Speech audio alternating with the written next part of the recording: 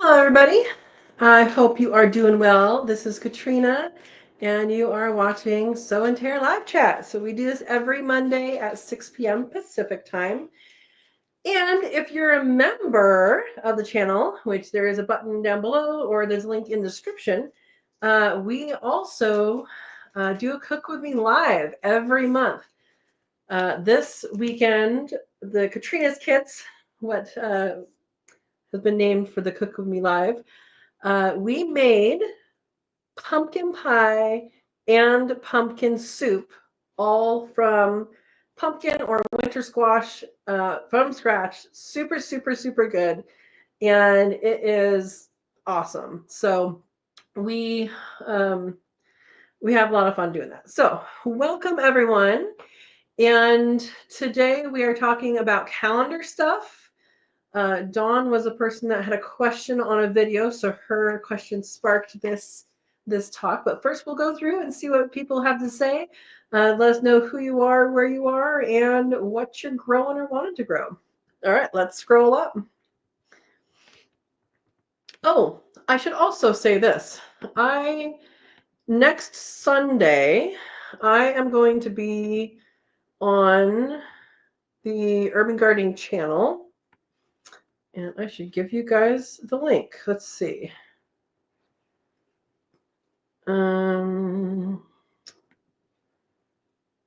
Well, let's see. So here is the link to that. I will try and remember to put that in the description as well later. So Sunday on Urban Gardening channel. It's going to be at I think he starts at 11, but I'm on at 11:30, so I don't know what you want to do with that. There we go. There's a link for that. So I'm going to be on there, and also Heavenly Hills Homestead is also going to be on there. We're going to have a roundtable. So that will be fun. All right, now I'm going to scroll up. All right. Dawn says, not Dawn, Verna says, third like. So 2 people were here before I saw the comments. First to show up. Yeah, apparently, Verna, yes, I did send my rain to you. I think Steve was the one that is supposed to ask these questions. Yeah, so it rained more than 5.5 inches through the bomb cyclone event storm, and it is raining more. It rained quite a bit today. I have not checked the rain gauge today. I'll check in the morning. But yeah, it rained a lot. It snowed a lot, and not snowed a lot. It snowed very big flakes, and then they immediately melted for most of the day. But I do have tomorrow's video is all about the bomb cyclone, and again, that's the Pacific Northwest. I'm in Oregon. My place is about 50 miles inland, and it's protected by some of the mountainous stuff from the coast. But yeah, that is tomorrow's video. Welcome, Verna. And Verna is Vay's place. She is in Blue with a Little Wrench, and she catches bad guys. She's moderator. So if you are interested in learning about a small space growing food, check out her channel. All right. And Dawn's here. Welcome, Dawn. Yeah, rain is a lot of different places. I know PJ was without power, and I think she finally got power back. So that's good. All right. Dawn says, oh, it's not there yet? I know walking the dog in the rain gets old. That is true. That is true. Verna, when it's warm, it's okay. When it's cold, no. Oh, that's true. That's true. You can get a little umbrella for your camera, Verna.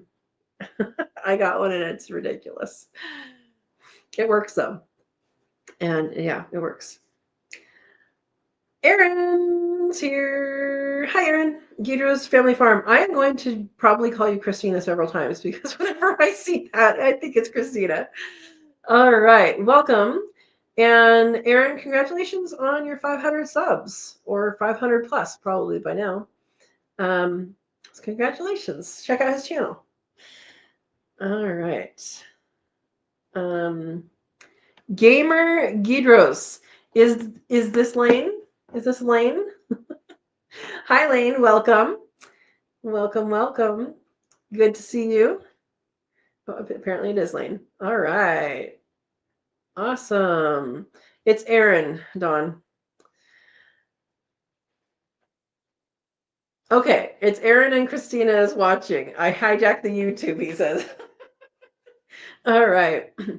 And so those who don't know, Aaron and Christina Gidros are of Gidros Family Farm. They have a YouTube channel.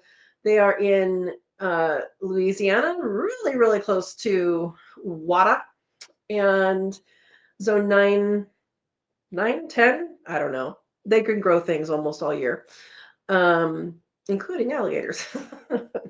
Wait, did I just start a rumor? They don't grow alligators. All right, and they just got there's a number you have to of subscribers you have to hit before you can do lives. So his lives are going to be Saturday evening. I don't know if every or one, but good luck. Good luck. All right. At 6 p.m. Central. So is that 2 hours away from me? But might switch to 7. Okay, so it's up in the air right now. So watch for things. PJ's here. Welcome, PJ. I hope everything went well and you survived your power outage well, and hopefully you don't have one with this next storm coming your way. I was looking at the weather and it looks like East Coast is going to get hit. PJ's in New York, so stay safe. Yeah. All right, Kelly's here with Feathered Connections Homestead. Welcome, Kelly. I hope you are doing well as well. All right, everybody's here today. All right. Everybody's saying hi. Steve is late again. Yep. Buster says hey to all. Welcome, Buster. Okay. People in green are channel members. Yes. Was there a question that I missed on there? Yeah, so channel members, so that's what I was talking about, the Katrina's kits. Steve actually came up with a name, and he's not one.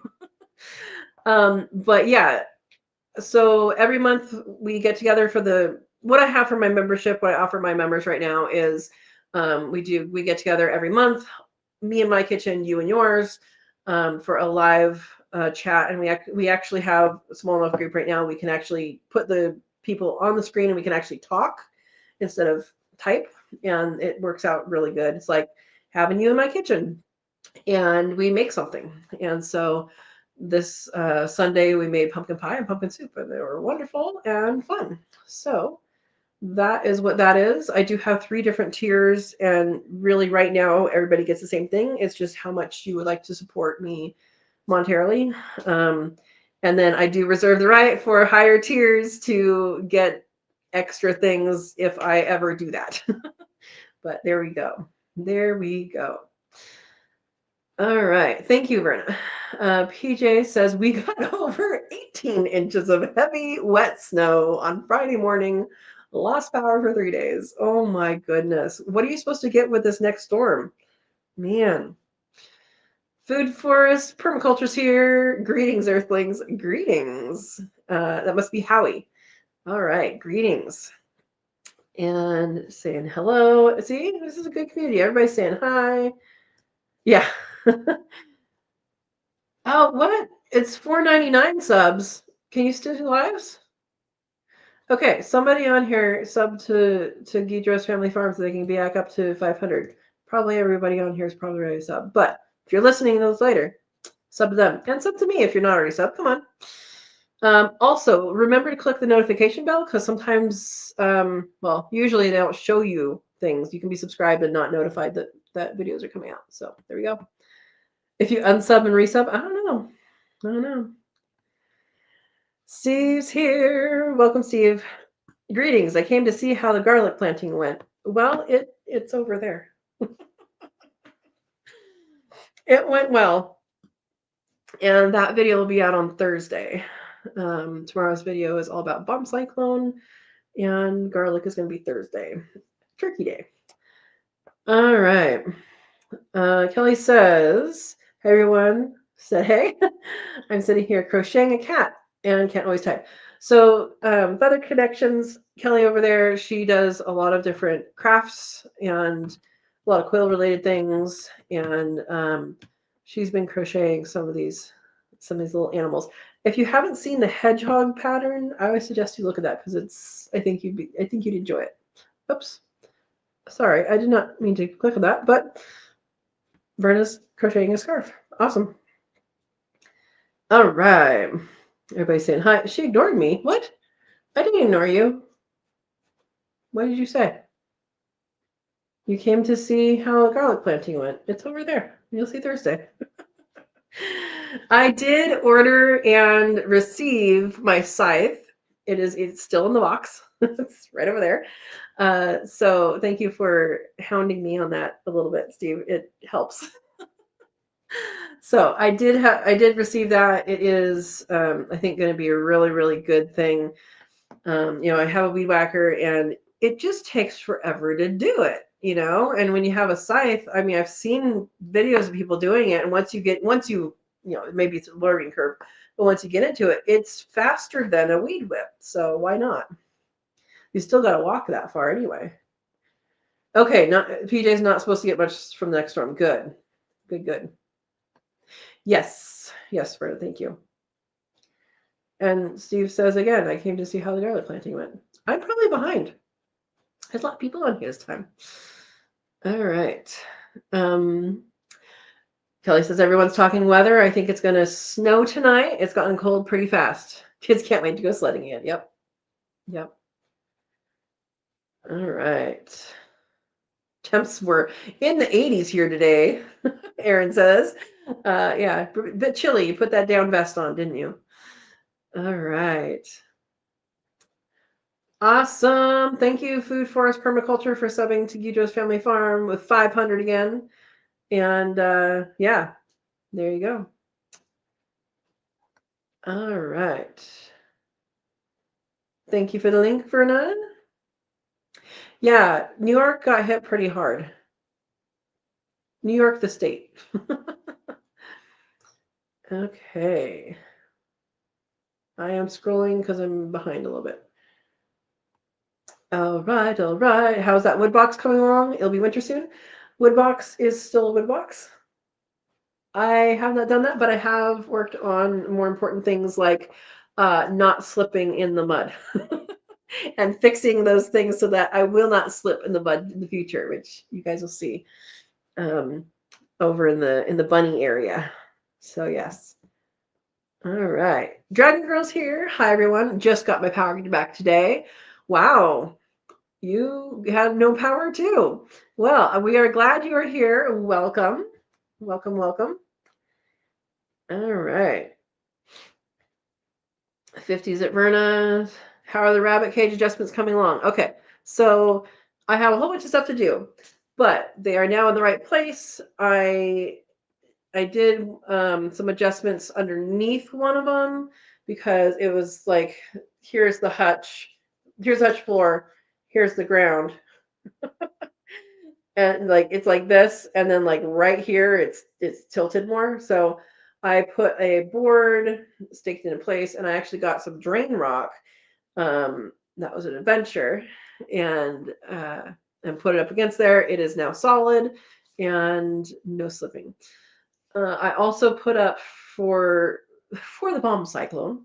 I did put up some tarps on the wind side, so that was really good because the bunnies didn't have to deal with getting wet and all that. So yeah. Yep.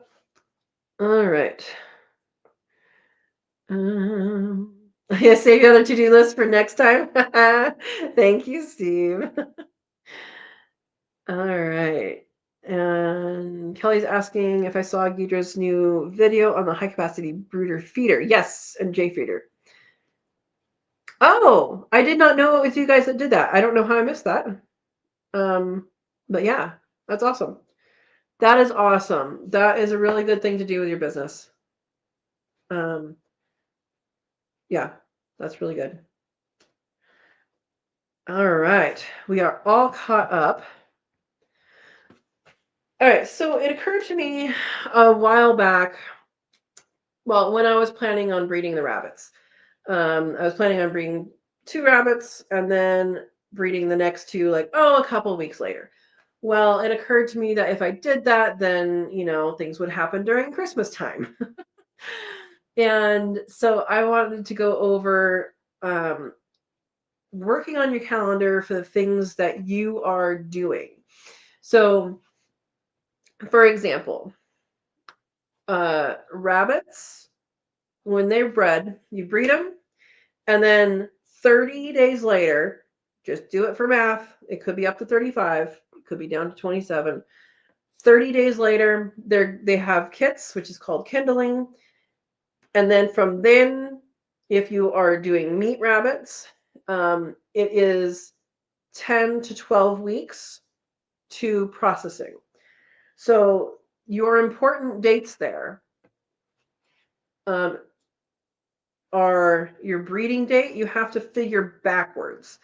So you want to be there, or you want to have someone be there that kind of knows what they're doing or has been told what to do, or that you trust to put the box in.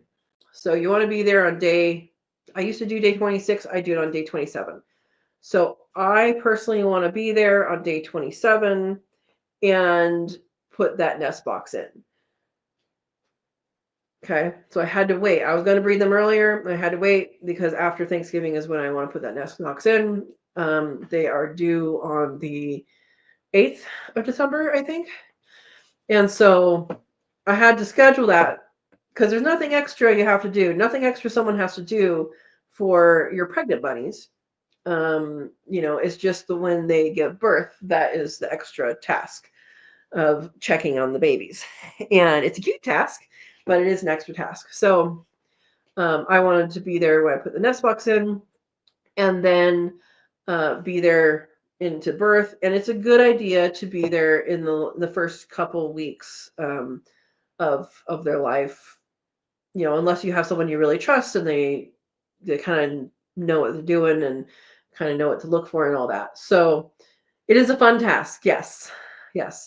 So for me, on my calendar, I would like to be present from the time the nest box goes in up to about 2 weeks old. That's kind of like, I would like to be the one here. I could have someone else do it if I've trained them or if they know what they're doing already. Rabbits are not hard, but personally, that's when I do it. So if I know I'm going on a trip, if I know I'm going to be gone, if I know I'm going to be so busy with other things that I'm not going to have attention to spend on that, then that's something to schedule in. Now, I generally process rabbits at 12 weeks old.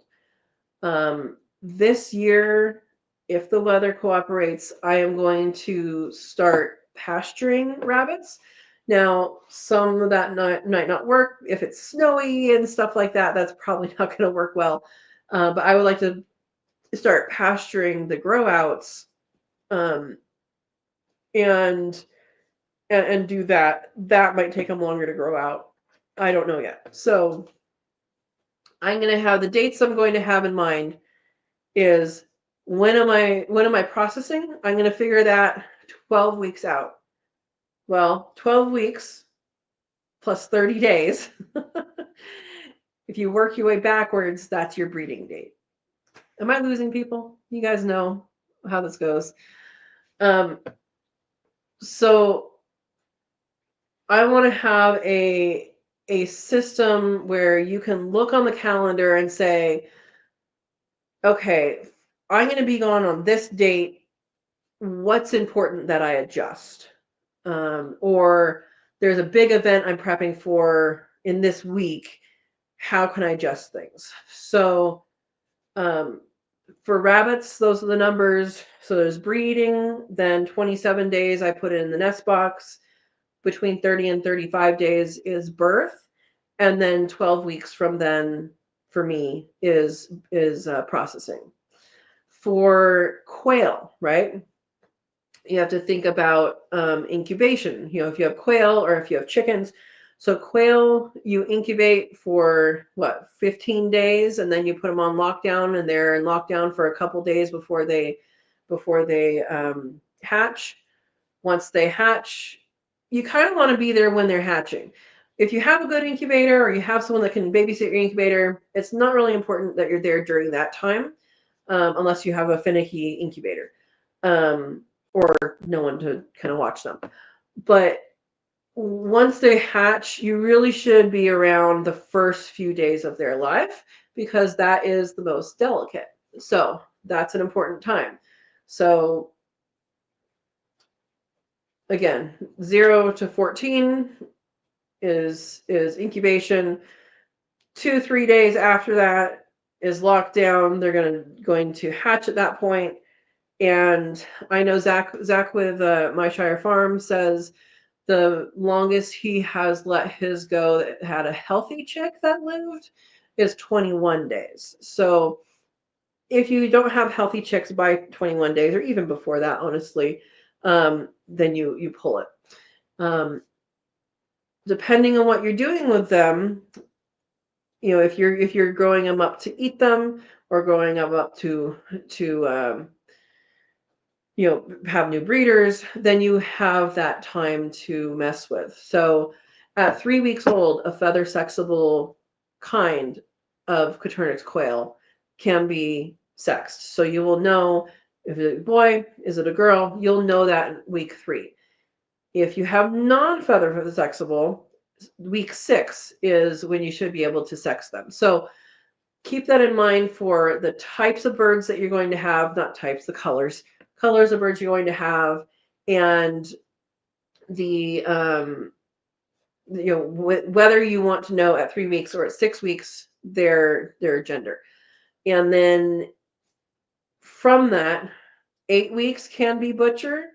You can butcher at 10 weeks. Most people butcher at 8 weeks because the food to meat ratio doesn't make sense cost-wise to get them up to 10. They will get bigger though. And then another thing to figure with that is eggs. By 8 weeks, most of your birds should be an egg. I mean, they can start laying within like 6.5 weeks. Some of them don't start until week 10. But on average, you should have most of your birds laying by around week 8. The females. Okay, so these are the dates that I want you guys to keep in mind. Is when you get your eggs. Well, when you have your eggs, you set them in the incubator. 14 days later, 15 days later, you put them on lockdown. A few days after that, everybody should be hatched. And then from there, there's your 3-week mark for feather sexable, your 6-week mark for non-feather sexable, and then your 8-week mark. And then whatever you do after that, I'm going to put that on you guys to figure out.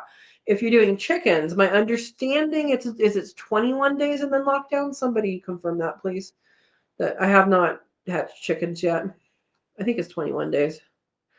I know somebody on here has done that. All right, I'm going to read comments while somebody tells me the right thing. Okay, Steve says, if you get enough, you can pasture some and cage some and compare them. Yep, that's true. That's true. I could do that. I mean, I generally know about what they weigh. I mean, from other litters, but yeah, I could do that. Just as a comparison. Kidro's Family Farm says, I go 24 hours after the first one hatches. All the remaining eggs go to the pigs. And so that's something to do for, especially if you're business minded, or if you want to make sure you're not keeping ones that stayed too late in the egg. So that is a good idea. And again, Erin and Christina run a business, and so that's another good reason to do it that way. And Feather Connection says, my Ghidorah's babies are hatching right now. I'm so obsessed. I literally signed up for his monthly egg subscription. That is awesome. I did not know you had a monthly egg subscription. That's awesome. Good job, Ghidorah's Family Farm.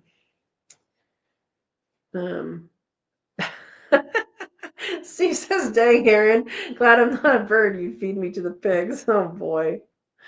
Oh, boy. Just be on time. High expectations? Chickens hatch in 21. So when's lockdown? Okay. Hatch at 21. Lockdown is like day 17. Okay. And then with chickens, some chickens will start laying sooner. Some chickens will start laying later. But it can take like 6 months to get an egg out of a chicken that hatched. And that seems very, very, very long time for quail people because it's literally like 6 to 8 weeks for quail. So he just says chickens are laying, quail's the way to go. There you go. Yeah, so keep those dates in mind. If you are wanting eggs from chickens by a certain date, then keep that date in mind, and work your way backwards. By this time, honestly, most of the time people think, oh, I want to get chickens for eggs. You're going to have to wait 6 months anyway. Something also to think about with chickens is their first eggs are very small. Not very small. They're smaller than they will be like the second year or even a half a year later, but they are so tasty. So they can be in high demand for like restaurants and stuff if the restaurants know what they're doing. And they're very tasty, but they are smaller. So if you have a business plan, that's something to keep in mind at the very beginning. I don't remember how long it was for my girls before they stopped or before they had regular sized eggs. All right. Eric's here. Welcome, Eric. When I was a little kid, I literally thought this little pig went to the market meant it went shopping. I think that was like the dual meaning of that little rhyme. Steve said, I just learned it didn't a few months ago. Really? Oh. Okay, PJ's silkies are just starting to lay. How old are they, PJ? Hi, Andy.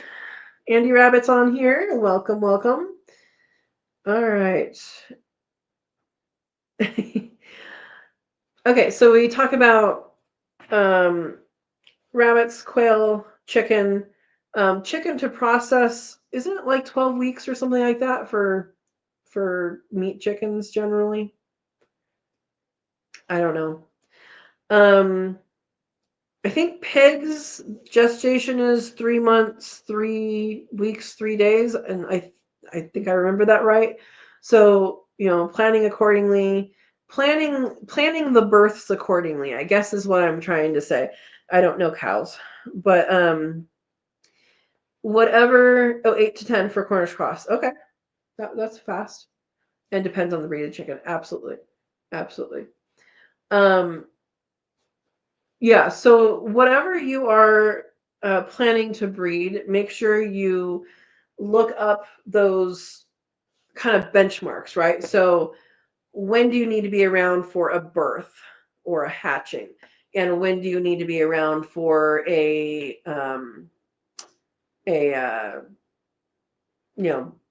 processing? Or if there's something in between, like if you're going to do castration or something like that to a cattle or something like that, then there you go.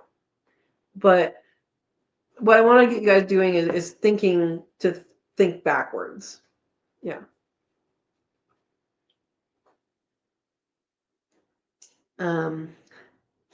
Andy says, I have no idea on chickens without looking it up. I knew 21 days was in there somewhere. I just didn't know where it belonged. So it turns out that's when they hatch. I have heard of putting chicken eggs and quail eggs in the incubator and just adding the quail eggs after a few days. Yeah. Eric says, of all things that taste like chicken, it's weird that eggs aren't one of them. How do you know it doesn't all taste like rattlesnake? All right. Guido's Family Farm is confirming 3 months, 3 weeks, 3 days gestation for pigs. It feels like a million years for goats. Oh, and I feel PJ's yes, Erin. She had goats that seemed to be pregnant forever. Oh. Andy says maybe everything can taste like chicken because chicken is the tofu of meat and it just soaks up the flavor. Oh my gosh. Okay, Gudro says, according to my calculations, I'll have baby goats sometime between tomorrow and May. Oh my gosh. In 28 days, we'll have more rabbits. Awesome. Awesome. Awesome.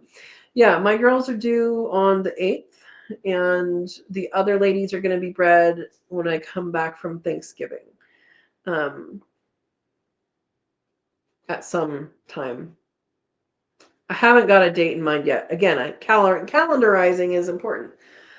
Oh, 5 months for goats. Okay. 5 months for goats. And are there, so I'm going to ask PJ and anybody else who knows goats. So dairy animals. So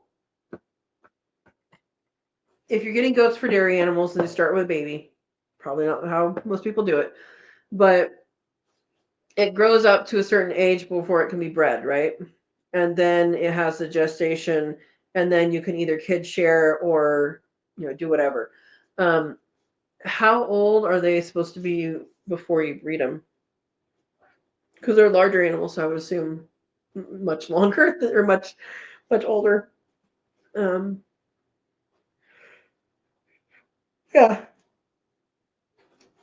and longest 5 months ever. Oh my gosh. Okay. 5 months, who has patience for that long? Andy Rabbit, that's why we have rabbits and quail. Depends on the breed. Okay. So that's another important thing. So I talked about chickens having different laying times for or different start of lay time to get their first eggs. Different breeds of chicken will have different amounts of time, and then PJ saying different breeds of goat reach maturity at different times. So knowing what breed you have and Andy, knowing what breed you have, knowing like with a quail, do you have feather sexable or not feather sexable? That's good to find out. Knowing all of that. So okay, so I've encouraged you hopefully to know your animal cycles a little bit. So you guys can look up other things if you know about other animals that people might grow and different dates. Go ahead and put it on in the chat, or if you're watching this later, go ahead and put it in the comments too. Okay, so PJ is saying they're talking about goats. Some wait until they're at least 18 months old. Some say 2 years. I think at least a year. Yeah, it should be at least a year. For rabbits, I've heard 7 to 9 months, and it's basically when they are like 80% of their weight, their adult weight, I think. Somebody can check me on that. There you go. Emu, a common bird, 18 to 24 months. They don't have gestation. You're talking about before they breed? That's when they mature? That's pretty long for a bird. Cool. All right. So another thing to think about is planting things, because I just planted garlic and it was not the right time. That is okay. It was still November. You guys will see it on Thanksgiving if you are bored enough to watch it. That sounded bad. I'm just saying, like, you might not watch it that day. You might watch it the next day. They are big, pretty birds. Emus are. I agree. And so knowing garlic is November is in my head, and I just was going to do it earlier, and it didn't happen. And then it rained a bunch, and I'm like, okay, I just need to get this in the ground. So I actually did put it directly in the ground. We'll see. Hopefully it doesn't get too wet. I did do it just the other night. And yes, I said night. And I felt something watching me in when I was out there, because I did this in an area of the pasture that's going to be blocked off. And I felt eyes on me. It didn't feel like, a mountain lion or anything. It didn't feel like I was threatened. I just felt eyes on me. And so I kept looking back. You guys will see this in the video. I kept looking back and like, well, what? I don't know what that is. And so finally I took my camera that had the light on it and I went over to where I saw a shadow, and it was literally just a shadow. But then further out, I could see some eyes, and they looked like deer, but not deer. And so I have spotlighted as a wildlife biologist. You go in a vehicle and you have a spotlight and you're shining and you're looking for eye shine and body shape and stuff like that. And when it's a deer, you can pretty much make out the back, and then way up here there's two eyes. We always call them aliens. I see an alien, that means it's a deer. Well, the eyes were a little farther apart, and they weren't really like, you could see there was kind of a shape. And so they were elk. And I actually saw them that next day, which if you watch the video tomorrow, you'll see that as well, because I did see them when I was going around and checking, looking for damage, looking for water issues on the property from the bomb cyclone, which there wasn't really any. Minor, couple small branches. Anyway, so that was part of it, is I was being watched and I figured out what it was. So how does that relate to garlic? It doesn't, except for they were watching me when I was planting garlic. All right, Eric says, what kind of jewelry do rabbits wear? 14 karat gold. Yeah, Verna. So I knew there was elk there. I've told you guys there was a bull elk that was leaving piles of scat in the pasture for a little while. And then I hadn't seen them. I did see one when I came and looked at the property before I bought it, and then after I bought it, I didn't see any. And so this is the first time I've really seen them since I had the property. So it's pretty cool. Yeah, there was 5 of them down there when I saw it, when it was more clear. So yeah.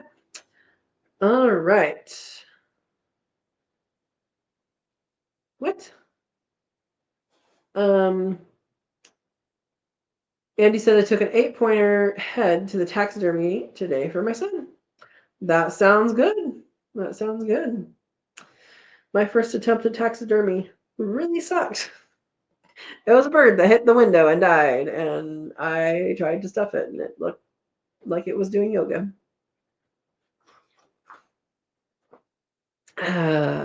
Anyway, that's the only one I've ever done. So, okay, so let's go back to garden stuff. Oh, you didn't even get a piece of meat from them. Handy. Well, maybe don't give it to them until you get some of it. All right, so we talked about animal things, and hopefully, Dawn, that kind of answered your question in a more real way. Maybe I just talked a lot. But if there's more question in there, let me know. Oh, the other part of that is how many young do they have? So if you are having meat rabbits or other animals that have a variable amount of young,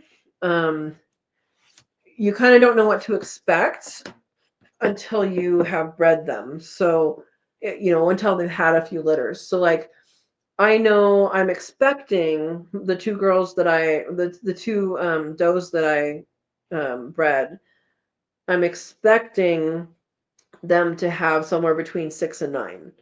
Now, Rigatoni had 11 in her last litter, but somewhere between 6 and 9. So that's another thing to think about, is on processing day, how many do you want to process?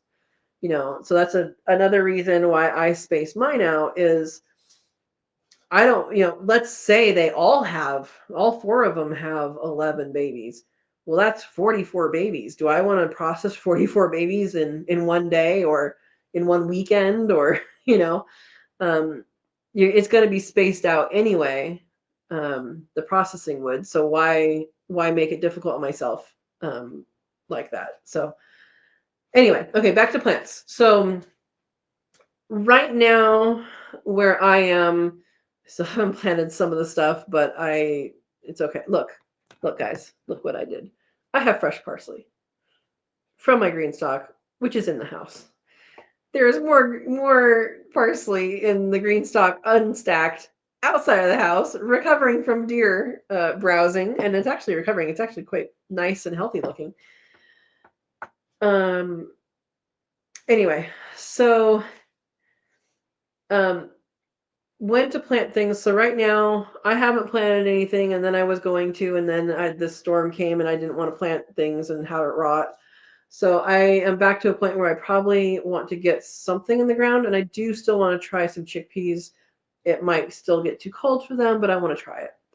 I have enough seeds that I can try it. So if you can do winter garden and you haven't planted, there are still things you can plant. So if your ground is going to be solid and nothing's going to grow out there, you can still grow inside. You can grow in your windowsill. You can grow in on a bookshelf with some lights. You can do microgreens or sprouts. So those are options, and they're all good options. But what we need to keep in mind, and I want everybody to do this. Hopefully you're able to open another window of your internet without leaving us. Look up your last frost date. So I'm going to do it with you. Open up a screen and type in last frost date and then your zip code.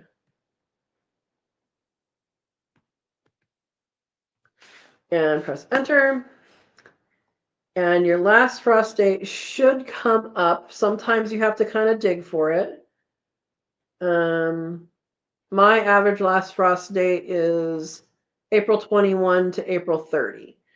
So what that means is when it actually gets closer to that, you pay attention to the local predictions of weather and plant out accordingly.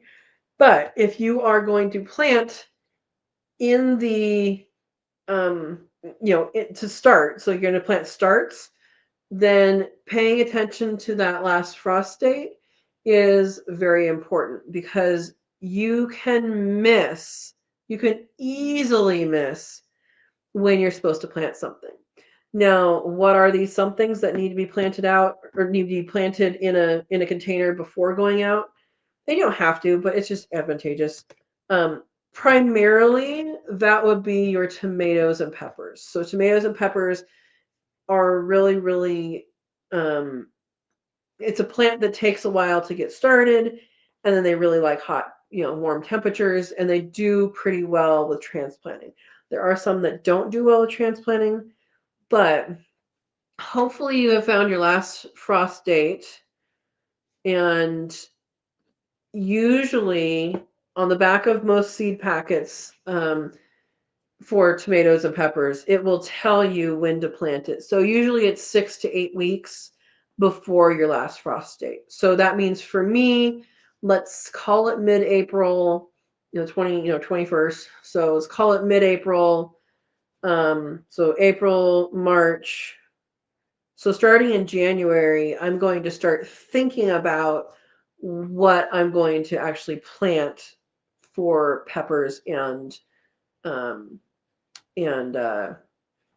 tomatoes. So now what I'm going to do is actually put something in my calendar, well, in the phone calendar, and on February, if you guys do this too, that's going to be a good thing. On February 1st, I'm setting a reminder: tomatoes and peppers. And that's just a reminder that, sometimes that week I should plant something or get something going, at least pick out the seeds that I'm going to plant and then, plant them. Again, indoors, in containers, under light, or, under this kind of light. And there we go. So let's see what you guys said. And I wanted to do that early because I just want everything to be about calendars today. All right.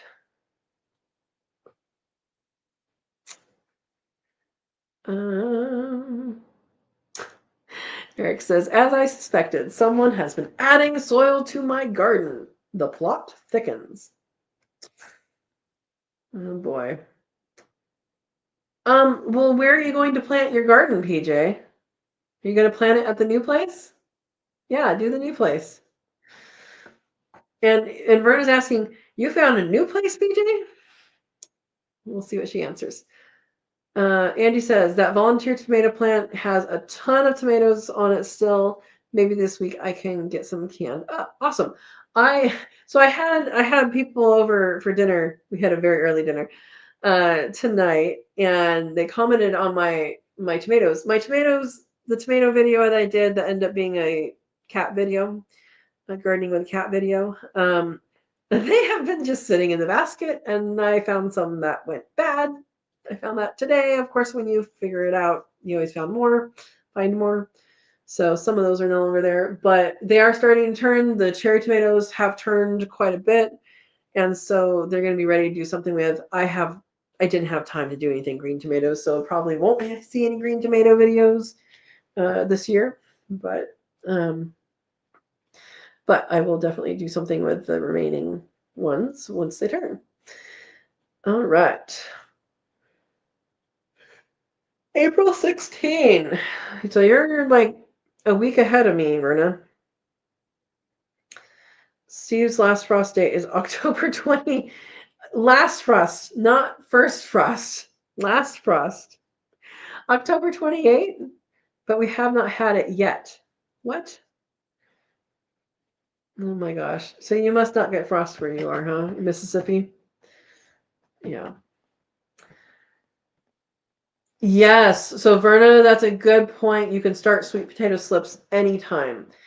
Yeah, sweet potato slips, all you need to do to start that, if you get one that's not been sprayed in the grocery store or from your previous harvest, and you can just set it in, well, pretend this is bigger. Pretend this is bigger. Here's the sweet potato, you just set it in like this, and there's water in the bottom, and it will start to root, and those roots will grow, and then the vertical part will start to shoot. And you can pinch off those shoots and put them in some water, and then you'll get a plant out of each one of those shoots. So that is an excellent point, Brenda. Thank you. Yeah, that is your first frost date, Steve. We're talking the last frost date.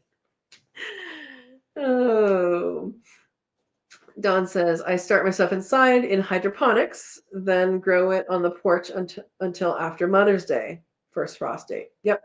And it's good to have those holidays if they're near your first frost date. It's good to have those holidays like in your head for sure. Ooh, PJ says March 27th for the potential new place. That is a lot warmer than where you are now. Goodness. Steve says, should someone explain to Aaron what a frost is? Go for it. I would like to know how you explain it to him. Aaron is in Louisiana. Okay, and that's when Dawn starts things, same as PJ. Okay. Verna says, when you are done growing sweet potato slips, don't throw away that potato. Plant that one as well. Yep. Oh, that was what was left when you're able to harvest. Yep. Yeah. PJ says, save my pumpkin seeds to plant when I get a garden started. Awesome. I have the seeds left over so the pumpkin pie and the pumpkin soup that I made didn't actually come from pumpkin. It came from a candy, what was it called? A candy roaster, which is a winter squash that's like It's like this big around and it's long and skinny, kind of like a banana. But yeah, it's and that's stored. So it's stored. It was over a year old when I used it. So yeah. But yeah, pumpkin seeds, any of the gourd seeds or winter squash seeds, throw them in places, see what happens. And I mean, if anything, you'll have food for some of your animals that way. Yeah. Um, PJ says November 8th is first frost in South Carolina. Okay. So you have November 8th and March. That's pretty good. That's pretty good. I think where I was um in California, it was like November 15th or something like that. So, yeah.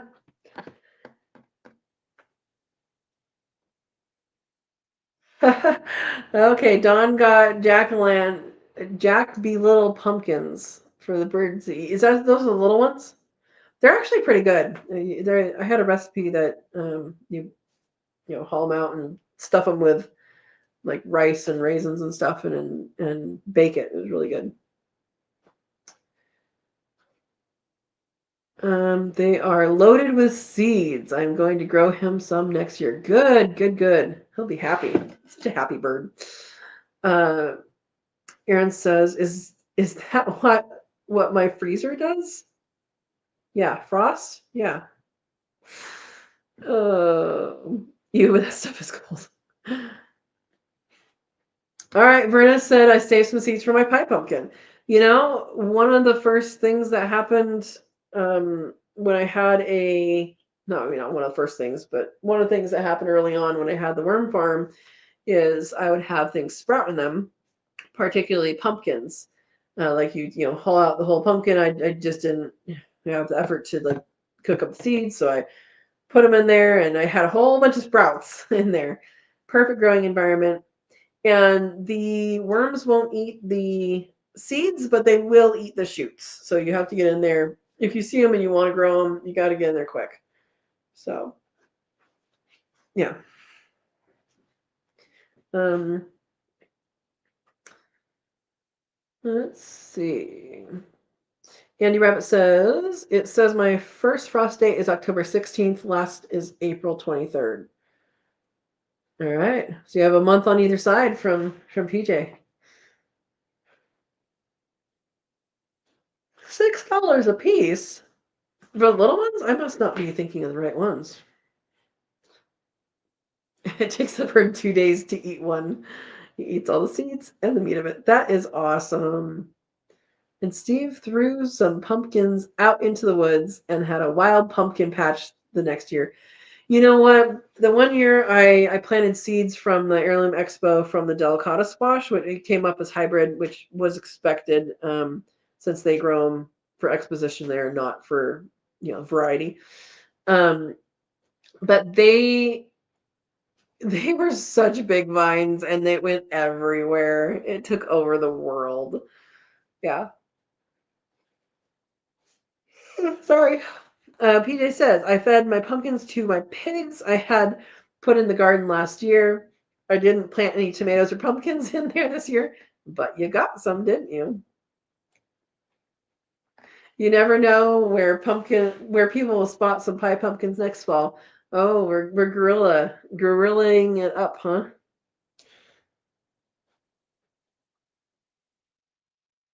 Hmm. All right, so we looked up our last frost date. Um, there was something else I was going to look up. I don't remember what. What else was I going to look up? I don't remember. Um, if you have protected growing, so if you have like a greenhouse, you could probably start earlier than that. I've heard in some places as much as a month earlier, so you can adjust your time as needed. But yeah. Andy says, someone stole one of my pumpkins out of my yard? Oh my goodness. Oh my goodness. Yes, or cold frames. So that's a good point. So Verta's talking about cold frames, which is basically a little greenhouse, kind of. It's like this big. Um, yeah, you can start things earlier with that too. Maybe that's what I should do. I'm sorry, guys. I don't know. I'm yawning. Um, yeah, maybe that's what I should do is to um have cold frames. I brought with me those giant windows to make a greenhouse, like or lean-to greenhouse or whatever. And I haven't figured out where to put it or really if it's gonna happen. It'll happen. I just have to figure out where sun is. Because that is the challenge of this property is sun, because that way is east and that way is a mountain. So like when the sun rises, I can see it on the hills over there, and it has to get all the way across the valley to me. And it takes all morning to do that. So I do think there's going to be some tree removals and some grading and stuff like that to happen. So yeah. Goodness. Somebody wake me up. All right, what are other things you guys have on calendars? If you're a person who is selling things, you need to be able to work back from an order or to work forward to when you tell a client something's ready. What other things you guys put on your calendar? To-do lists are okay to do, but I'm really talking about the things that take some planning to get done, which I know sometimes to-do list does.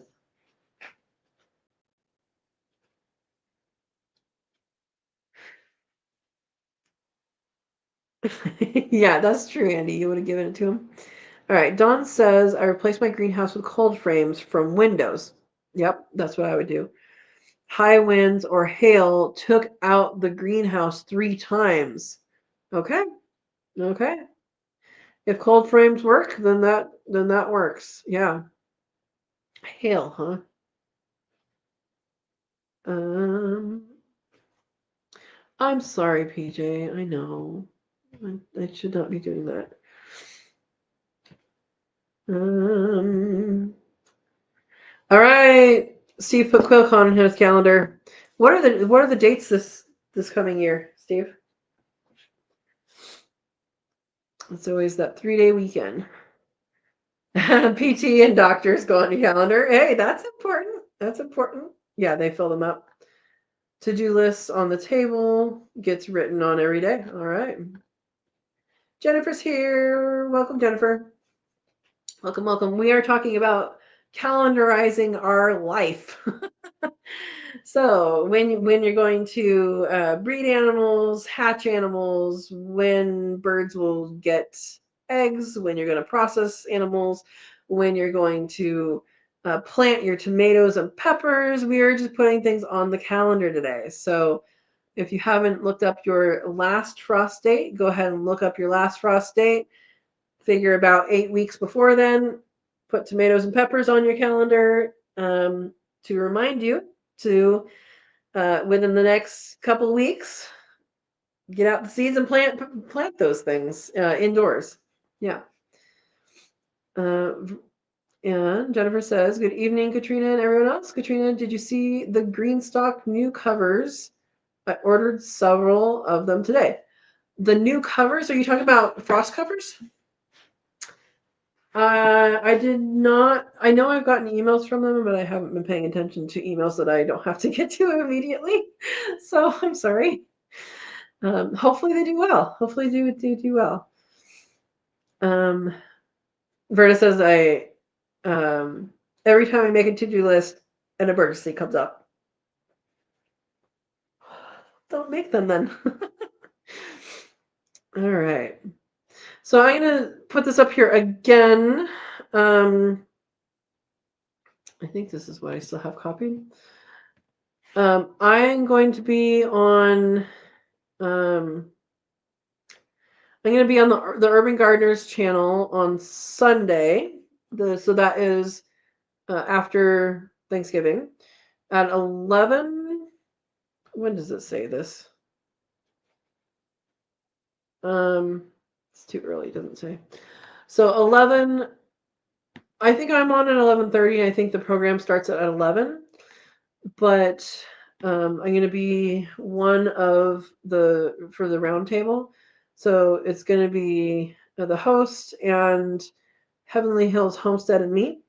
And so we are going to be doing a roundtable, and that I'm just put the Urban Gardener 11 a.m. Pacific time, Sunday. And the segment I'm going to be on starts at 11:30, I think he said.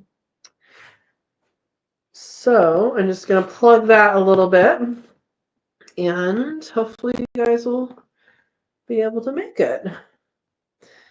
All right. Everybody saying hi. August 30 and 31. Again? Wait, is this year a leap year? Is this coming year a leap year? Because wasn't that the same dates? Was it the same dates? Or was it the 31st and the 1st? All right. August 30 and 31. Everybody put in your calendars. We are working on calendarizing August. QuailCon.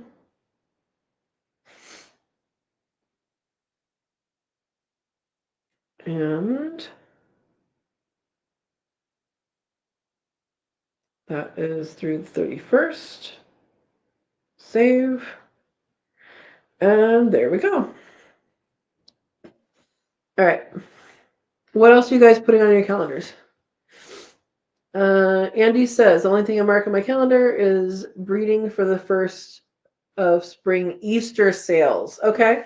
So holidays, it would be another thing. So Easter sales. So she's talking about rabbits. So when you have rabbits, and they probably want young rabbits, right? So probably not that long weaned at that point, right? That is a good point. So Easter bumps around. It's not a consistent date. It has to do with the lunar cycle, which I find ironic, but yeah. Okay, Verta says when to order things you need for gardening. So that's another thing, is in January, and I'm just going to put a note on the 1st of January. I will be ordering, I don't know when it opens, but I'm going to put it on January. I'll be ordering ginger from Biker Dude, which is Hawaii Clean Seed. Let's see, order ginger. I don't know when the ordering opens. It's usually, I think, sometime in January, though. If you're on their mailing list, you can get on their mailing list, and they will email when things are starting to be available. This is a seasonal thing. So things like ginger, garlic, potatoes, saffron. Let us know if there's any other seasonal things, sweet potatoes. Those are shipped out only in certain seasons.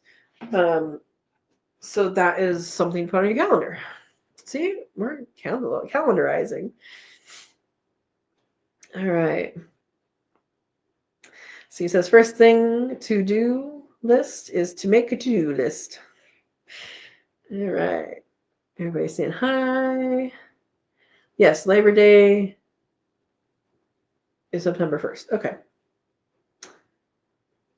2 p.m. Eastern time. For 11? That's right, 3 hours. Okay. That makes sense. Thank you. Dawn says, for me, the calendar is for things that are solid appointments. The to-do list can change daily and does not have to be done on a specific day, but can be moved or carried forward. Yes. Yeah, that makes sense. That makes sense. If you are doing that, then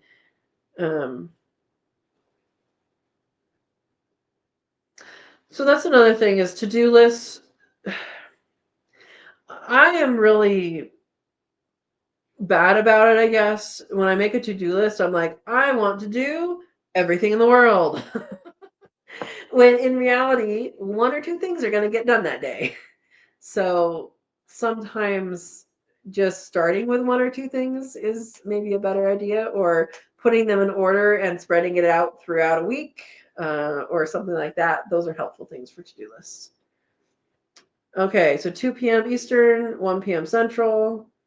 I'm guessing that would be 12 Mountain, and then, of course, 11 Pacific time.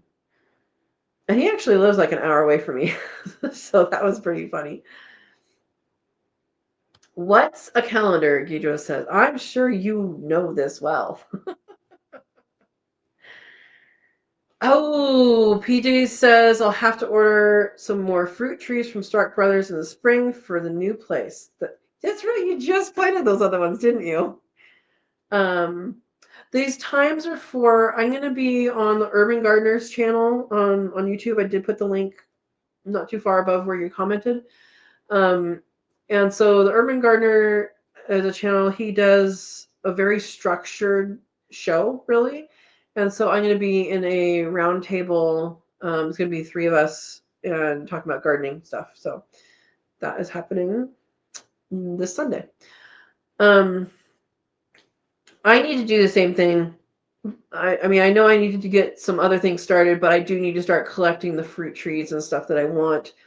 I do need to reach out to some people and say, like, hey, can you send me seeds? Or hey, can you send me this? I did ask my boss to send me persimmon seeds. He said, I'll send you some fruits. Okay. And so I know I'll have at least those. But yeah, I do need to start sending that out. I should probably get a P.O. box, for the channel.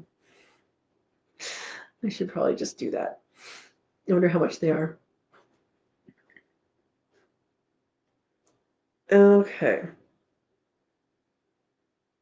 Yeah, you did just put a bunch of trees in. Don says, I think I've seen his show. Yeah, I've mentioned it, I think, once before because I was on it as like a kind of up and coming channel for a few minutes one time. And he does different interviews. He does different topics. It's very structured. It's more like a show than, a live chat kind of thing. Yeah. Did Aaron leave? Uh-oh. They are not that expensive. What aren't expensive? Oh, the mailboxes? I don't think they are. I think they're probably not, but I should actually do that. Steve, put it on my list.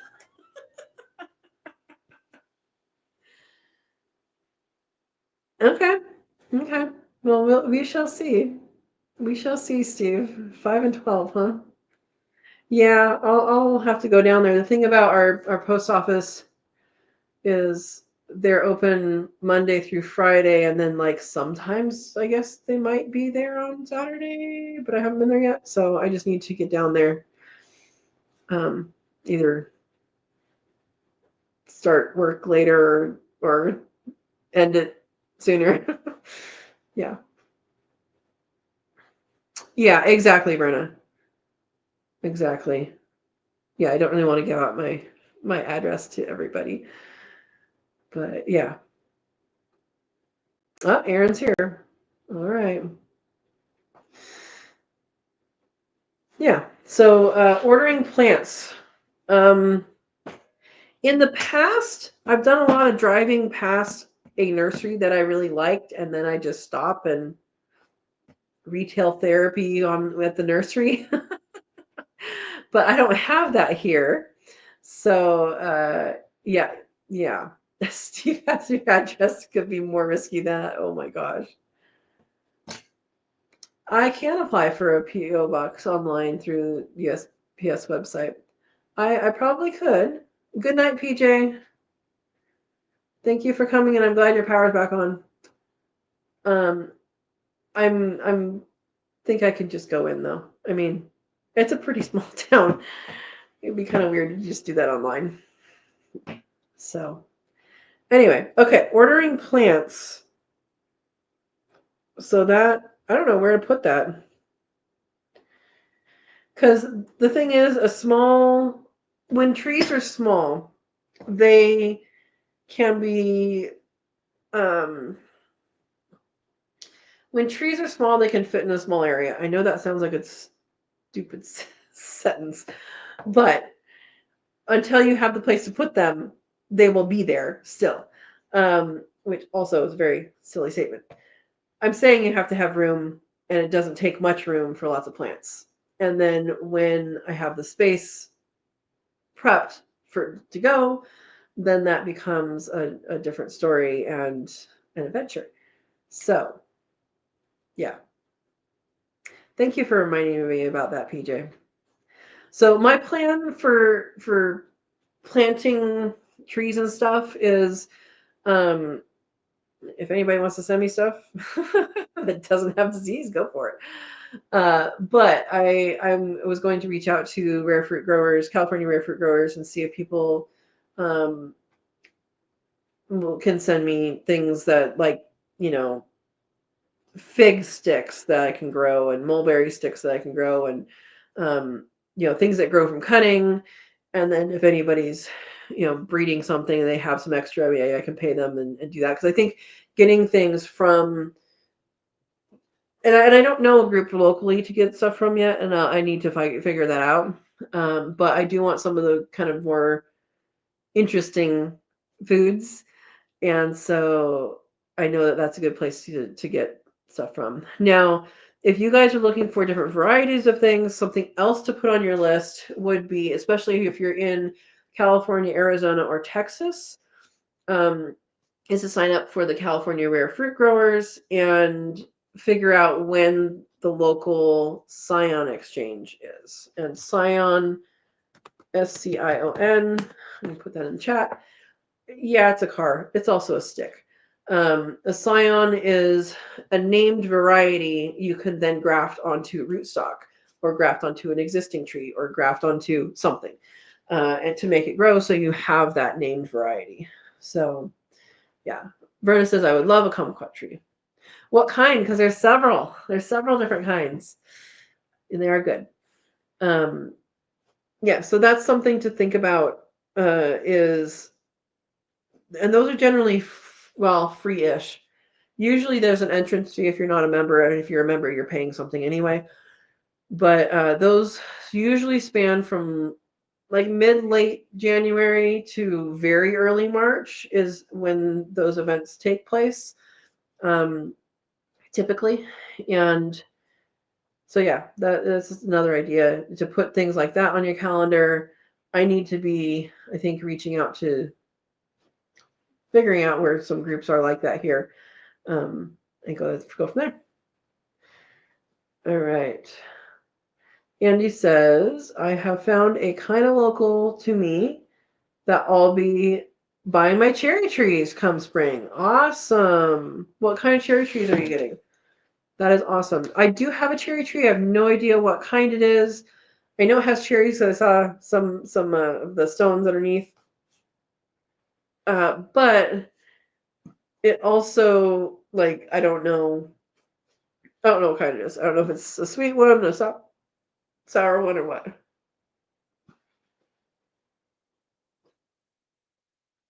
But it's very old.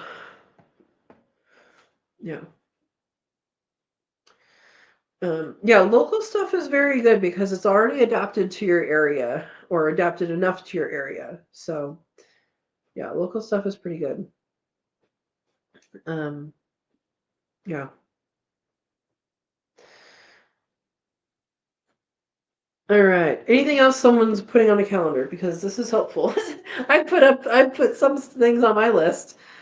Yeah. Andy says, I bought a kumquat tree this last spring, but it's not doing anything but hanging on to its few leaves. Oh, no. Does it need iron? That would be something to check. One, does it need iron? Two, is it root bound? Like, I don't know if it's in the ground or not, but it could be root bound in a pot. And if that's the case, it needs a bigger pot or to go to the ground.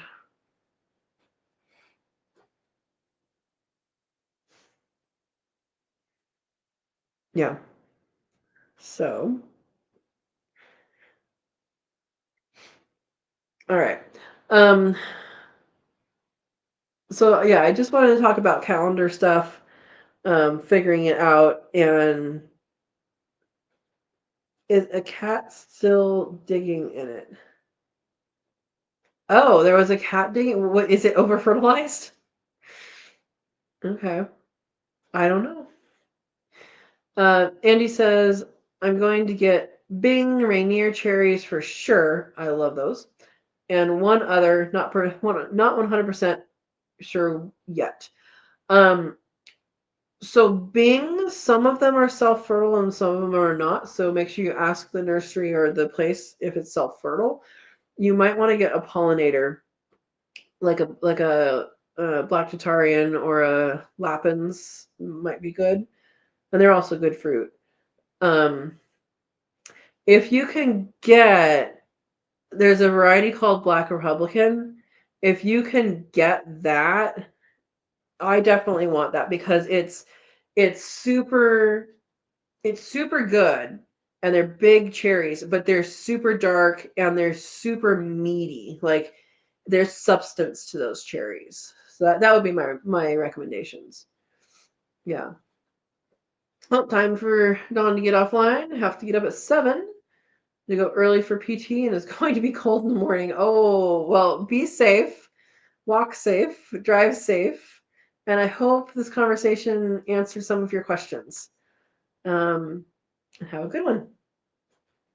Andy says probably root bound. It probably is. I had an old neighbor had some sort of mandarin in a pot, and when she repotted it, it was like, ooh, I can grow. Yeah. Yep. Um, yeah. All right. Good night, Dawn.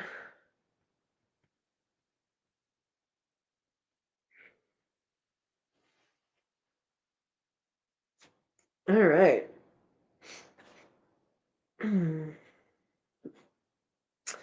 So another thing to think about that I'm thinking about, and I have not set a date for this at all, is getting new animals. Um, I have a lot of things that are dependent on other things to get done before animals, and so yeah, that's just something to check yourself on. Just make sure you have the space and the tools before you get the living things.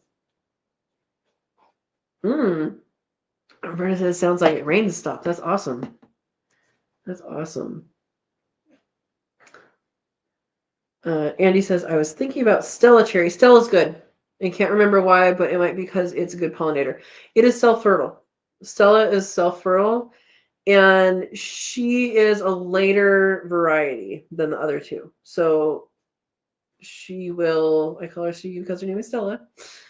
She will give you fruit later, and not that much later, but it'll give you a seasonally. It will increase your cherry season by getting Stella, and she's self-fertile. Jennifer says, "What are you needing for planting?"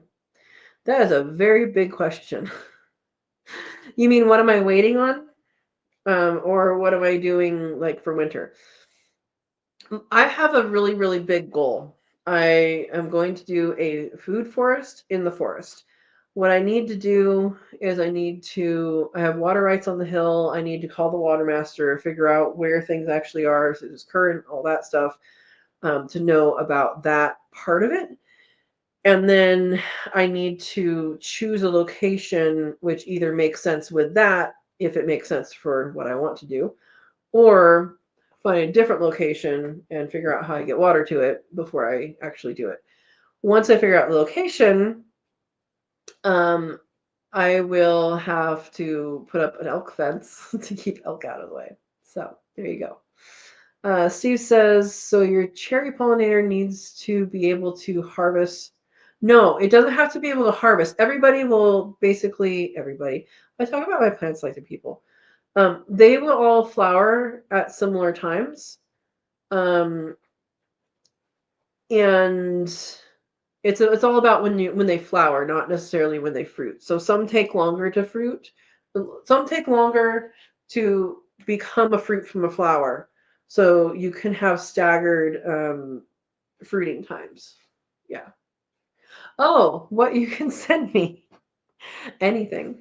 Yeah, I mean, I am looking to do a food forest and to do a whole bunch of different components within that. So if you have something fun, something good, that I can grow, I totally, will take a look at it and probably say yes, send it. Which means I probably need to go get a PO box. Oh, all right. Hold it off. Hold off on that, Steve. We'll do that next week. I was thinking about doing that this week actually, and then I thought, it's Thanksgiving week. You shouldn't call anybody on Thanksgiving week. They're going to be either not there, they're going to be stressed with finishing things, or ready to go on vacation for a couple days. So yeah. Maybe Stella wasn't a pollinator then. It may also be a pollinator. And that's something either you can look up, or maybe if you're getting it from a nursery, they might already know. But yeah. Vern, I'm not even sure I should read that out loud. Nasturtiums are wonderful. I'm not sure when to plant them here, but I want to just put them out in my woods because I know they would do so well, and I don't know if they would do too well and become invasive, or if they would be okay. But I love nasturtiums, and I think that would be a fabulous thing. I don't know if the rest of the world thinks so, but yeah. So those who don't know, nasturtiums are a very good flower, good tasting flower, and it is it's like if you've ever eaten mango seeds, it tastes very similar to that. Now, I did do, I'm pulling it up here, a nasturtium video, and I did taste test, guys. So if you haven't seen that, and even if you have, let's see, Nastur taste test. You can see some of the different varieties I did. And they taste different. They taste different. In the spring, sprinkle seeds everywhere you can. That and borage. Borage, I think I should probably contain borage a little bit more than nasturtium because they get out of hand. But they're a little more spiky. I don't know. We will see. I see borage as more of a potential fire threat than I do nasturtium, because nasturtium pretty much it stays green, and then when it's not green, it's not green. Like it just kind of goes bloop. Whereas borage stays standing, and it can get quite tall. So I don't know. Papaya seeds are good to dry and use in place of pepper, Roberta says. Good to know. Wonder if the car exhaust will change the nasturtium flavor. Oh, Steve. Yeah. Andy says, I looked them up last spring, but with me leaving that month in hot weather, I didn't want to get them just for them to die while I was gone. There was one cherry I wanted for the flower and bark color. Okay. There's another tip that I got from one of the California rare fruit growers, and it's basically if you have it was a tip for plums, but I think it would work for cherries too. So there is a cherry and there is a plum that is like a street tree. A lot of cities plant them. And if you have one of those and it's flowering, and one of your thing is flowering and the other one isn't, and you need a pollinator, if you can safely and legally get a branch of the flowering one that might be across town, bring it over, stick it in a thing of water right next to your tree, and it'll get pollinated. So that's kind of a trick that you can use. I think their actually example was about a plum, but anyway, there we go. Verna says papaya seeds are also good to use as a meat tenderizer. I did not know that. I don't like papayas, so I don't buy papayas because I don't like papayas. But I've been over to people's houses and they have papayas and tried the seeds, and seeds are good. And now more people eat papaya seeds because they didn't know it was edible. Andy says okra seeds dried and grounded can be used as coffee. Okay, interesting. And I had the same question that Steve has. Would that make your coffee slimy? Yeah, I don't know. I'm not a coffee person. And I like okra, but the way I like it most is, fried okra. Andy says, I said I wanted 2 cherry trees, but there's 4 trees I want now. Okay. 4 cherries or 2 other ones? Oh, not if you roast them first. You roast the seeds or you roast the whole fruits. Interesting. Yeah. So Andy, just a flowering branch, and then you toss it later. Exactly. You burn it in your burn pile or use it in your garden somehow. Yeah, it's literally just a branch because those flowers will stay open. So think about like a cut flower arrangement. So you go to the grocery store because the florist is expensive. Anyway, you go to the florist or the grocery store where they sell the flowers that are already cut, and those are cut, but they still have pollen. I mean, there are people who are allergic to flowers. Like you can't have them in the hospital sometimes, or something like that. So when you have a branch, it's very much like a flower. Once it's been cut, it does last for a while, and then after a while the cut appendage realizes there's no xylem and phloem flowing going on here, no blood flow. So yeah, it takes a while. If you have it in water, it take it a while to realize, oh wait, we're not actually living. Yeah. Seeds. Okay, you roast the seeds of okra. Okay. Andy's just telling us things you could do, but she hasn't done it. Andy, what path are you leading us down? Steve says, we stole a branch from a weeping willow and planted it in the front yard. It grew to 20 feet high. Weeping willow is one of my favorite trees, or was. I don't know if it is anymore. I think they look really, really neat, especially when they can grow all the way to the ground and not get mowed or browsed. But they drink a lot of water, so if you're trying to have water, maybe stay away from those. Oh, 4 types of cherry trees. So Andy, look up. It's either called Queen Anne or Anne's Lace, and I think it's not Anne's Lace. That's something else. Queen Anne or something else. Royal Anne. It might be Royal Anne. Look up those. One of those is what you make maraschino cherries out of.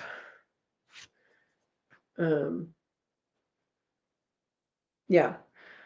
And actually, so that's another good thing to know. It has nothing to do about calendars, but it's another good thing to know. If you have a particular something that you want to look up, a really good resource for that is the FDA website, because a maraschino cherry is a particular thing. It's a maraschino cherry.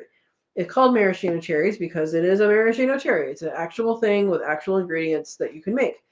And so if you go on the FDA, this Food and Drug Administration, if you go on their website and you can actually search in, foods and see what's in them, and they actually have the history on there of what used to be used, and what is used here in the United States. So it's not the same one as over in Europe, because the one over in Europe apparently does not grow in the United States well. But you can see the one that they use here, and go from that. I think it's Royal Anne. It's either Royal Anne or Queen Anne, but you can look it up. I had one of those, but it died before I got the fruits, so that was very sad. But if that's something you want to make, go for it. Okay. Yeah, the branch is a really great idea to know. Once I heard it, I was like, well, duh, that makes sense. But I would have never come up with it myself. It would have taken a long time to come up with that. Sue says Andy likes Dr. Pepper flavored peeps, so I'm sure I'd trust her. Oh my gosh. The path is is what? The survivor? I don't know what that means.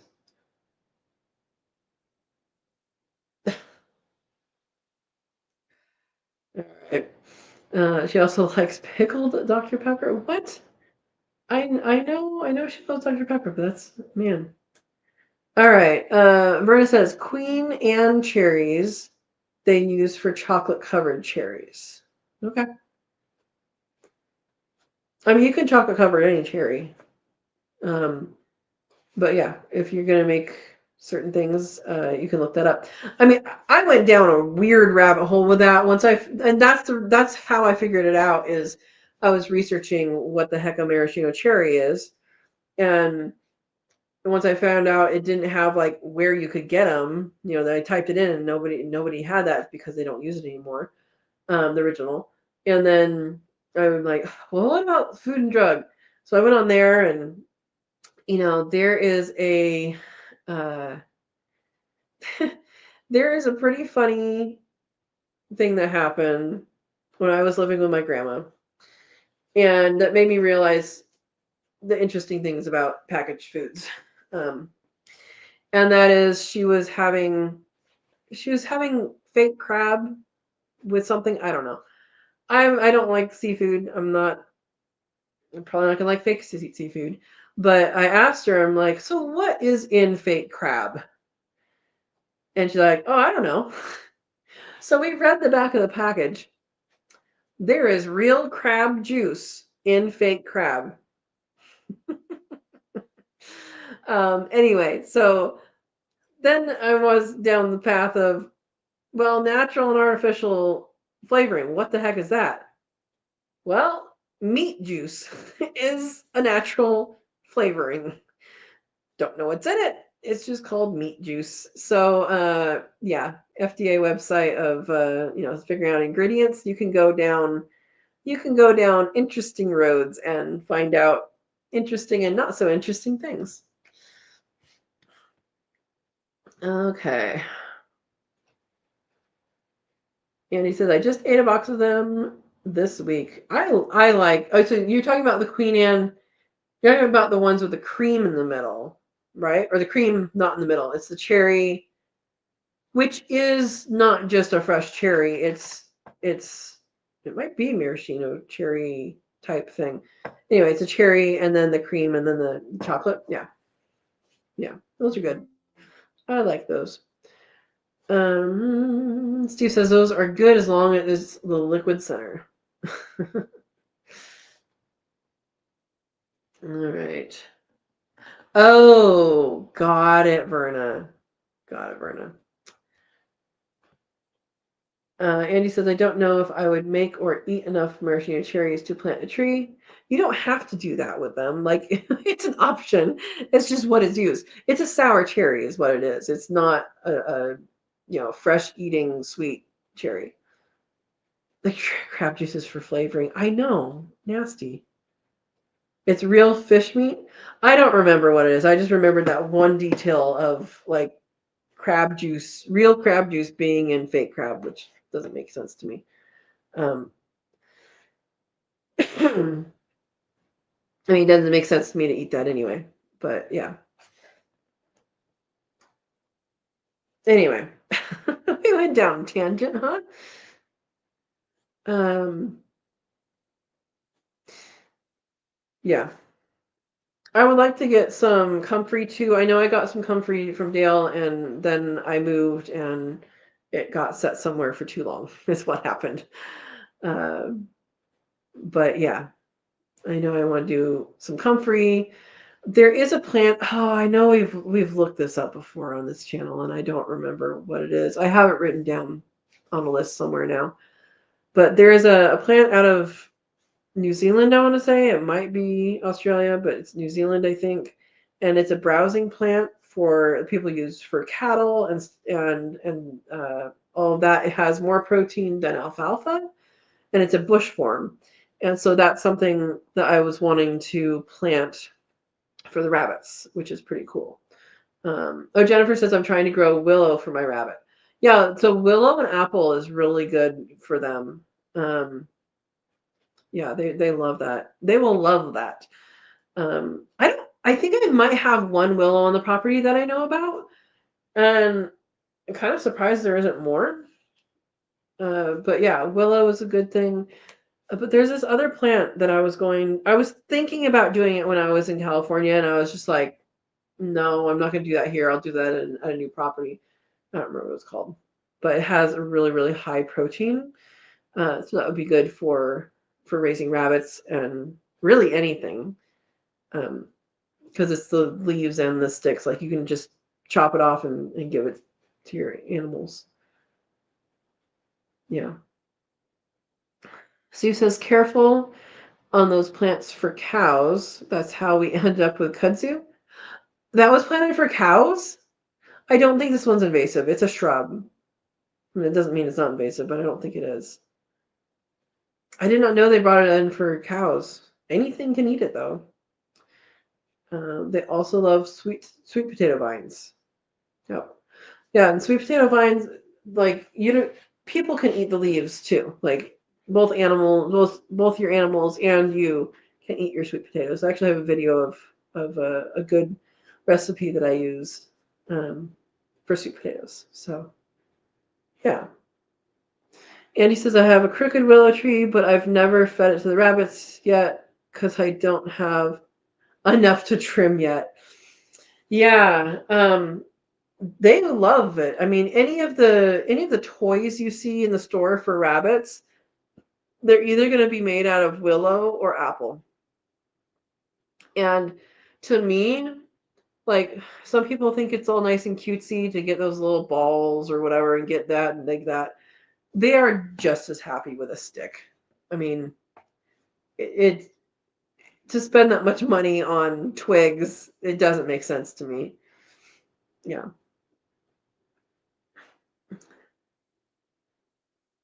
Um, Britta says, when I say vines, I also mean leaves. Yep, I knew that. I knew that. I made that correction. Yeah. Well, you guys probably saw in the week in review from today, um, those stems mean no leaves. Yeah, I know. I know. Um, Mr. Percy, my buck rabbit, he had chewed through his apple stick, like chewed it all the way through. And he would make little tiny pieces and then he'd chew on those until they fell through the wire. And so Ravioli graciously shared part of her stick with him this week, meaning I asked her, hey, can I take this to Percy? Okay, thank you. And took it over there. He smelled it. He was very interested in it. But she had cut hers in half, and so I'm like, I don't feel like getting him a stick from where I get sticks from, so here, you're sharing. And that works. But rabbits should always have wood to chew on, and apple and willow are very good. There's others that you can use, but you should not use any wood that has like a fruit that has a pit. So a cherry, a plum, a peach, nothing with a pit, because those that wood is I guess toxic to them. I don't know if it's toxic or poisonous, but it's something they shouldn't be having. So yeah. Yeah, Verna, it was cute when he scratched his chin with it. Yeah, he hasn't done that very much. Parmesan, the girl's dad, he used to do that all the time with his sticks, and he didn't chew very much at all, but he would do that all the time. Like he would want me to hold it so he could rub his cheeks on it. Um, but yeah, that I don't know if that's because it was in with ravioli first, or if it was just because I was holding it right, or he felt needy. I don't know. But yeah, he was very cute about it. Um, he's a very communicative rabbit for sure, for sure. So yeah, and rabbits have scent glands right here. You know, they rub on things, and it's like they're basically claiming it, like saying this is mine. Or another thing they do is to mark a path home or whatever, to mark their way, to mark their territory, and they do that with the scent glands right here. Um, and then it's a it's a trait. All the rabbits have it, but it's the male ones that really go to town on it. Yeah. Andy says my rabbits liked oak limbs and leaves. Before we cut the tree leaves, would fall in the cages and they ate them up. Interesting. So they were okay with the tannins, huh? I've never actually looked up oak because I just assumed not to feed it to them because of the tannins. But you've had rabbits a long time. Yeah, they mark their territories with their chins. Exactly. Yeah, they have their little glands under here, and they just rub on it and says, "This is mine." So, yeah. Um,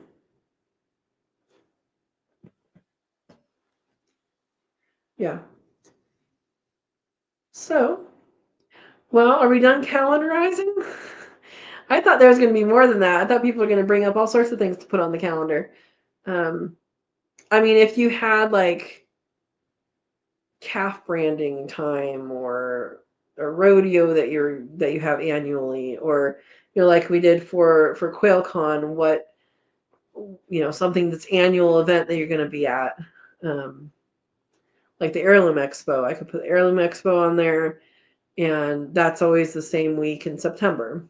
And uh, I'm assuming they're going to be back in Ventura, but I don't know. They might go back up to Santa Rosa, but I don't know. Um, the food was much better this year than last year. Yeah. So I don't know what other annual events there could be. There could be other meetups, other homesteading stuff, and I know Baker Creek. So Baker Creek is in Missouri. So if you're near them in Missouri, then definitely check out their events because they're really good and really informative, and they know what they're doing. Uh, growing all these seeds and varieties. So yeah, yeah. Okay. Eddie says I didn't feed them the oak, but the cages outside would get leaves falling in the cages, so they're just getting a little bit of it. Um, Now I don't know how that might translate medicinally, because most people don't eat oak leaves. But I do know. Good night, Jennifer. Thank you for coming in and stopping by. And if you have an idea of things you want to send me, go ahead and email me, sowandtare@gmail. And yeah, I'll be on the lookout. Um, I just forgot what I was saying before then. Oh, um, the tannins in oak leaves, they do. I mean, it stains everything, right?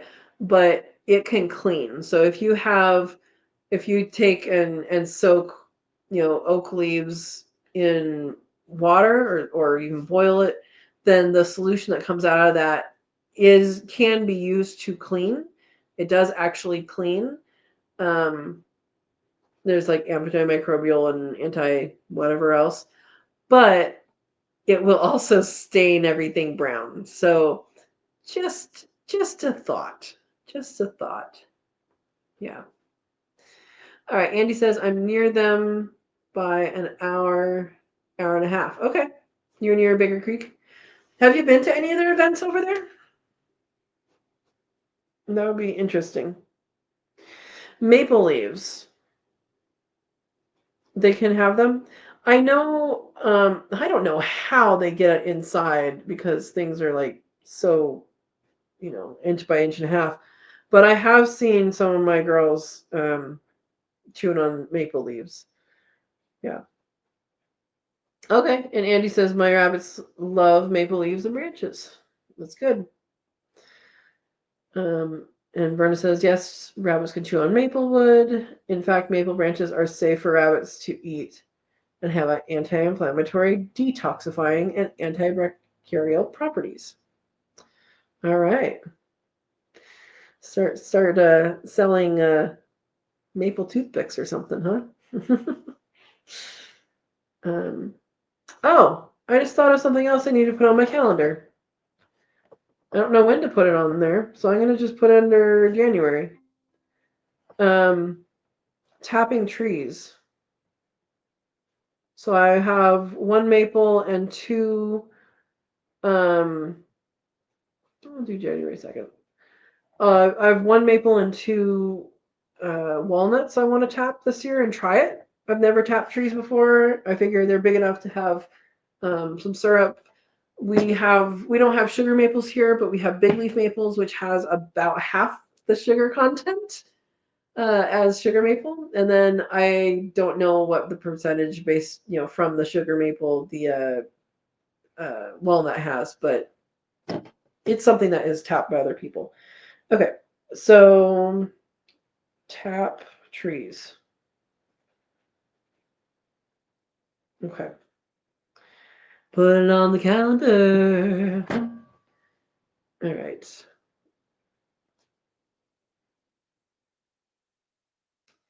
Andy Rabbit says, no, I have not in many years. Have not. Oh, have not been. Okay. Okay. Went to something probably about 30 years ago back at Baker Creek. Okay. Wanted to go to the last one they had, but that was the weekend my dad went home, so I didn't go. I understand that. That's excused. You have your excuse. Yeah, I recommend their events. I've only been to the Heirloom Expo in California, but they do other events closer to their home in Missouri. So I recommend them.